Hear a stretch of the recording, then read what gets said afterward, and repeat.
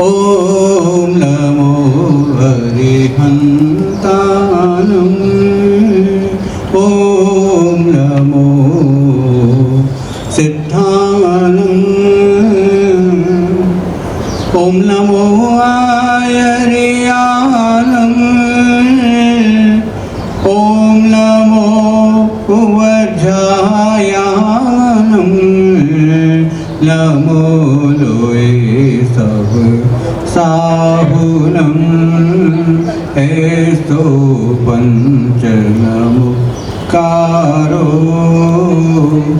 सब पावपनाशिनो मंगलानं च सवेशं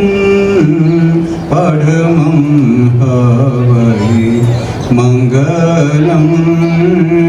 ओंकार बिंदु संयोक्तं नित्यं ध्यायन्ति योगिनः कामदं मोक्षदं चैव ओंकाराय नमो नमः अज्ञानं तिमिरंधाना ज्ञानांजने शलाकया नेत्रमुन्मीलितं येन तस्मै श्री गुरुवे नमः। जय जगजन सुखदायक जय हे विश्वंभर विख्याता अस्तुशील तुत वामानंदन भववंदन भगवंता अजरामर प्रभु अलक निरंजन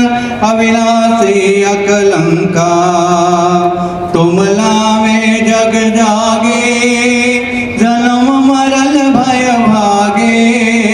पावे शिव सुख साता जय जग मंगलदायक जय हे विश्वंभर विख्याता जय हे जय हे जय हे। और ऐसी सरलता ला सके हम यही प्रार्थना करते हैं कि हे प्रभु आपने कितने कितने उपसर्ग सहे, आपने कैसे कैसे कष्ट सहे, आपने कैसी कैसी विपदा सही अपनी दीक्षा के बाद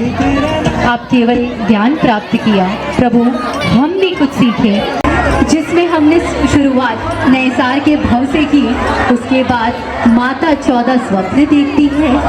14 स्वप्न के देखने के बाद प्रभु का जन्म होता है और 56 दिन कुम्हारियाँ प्रभु का सूती कर्म बड़े ही आनंद से करती है और वो अपने आप को धन्य धन्य मानती है कि उन्हें प्रभु के सूती कर्म करने का सौभाग्य मिला। उसके बाद बड़े ही धूमधाम से मेरू शिखर पर प्रभु का जन्माभिषेक होता है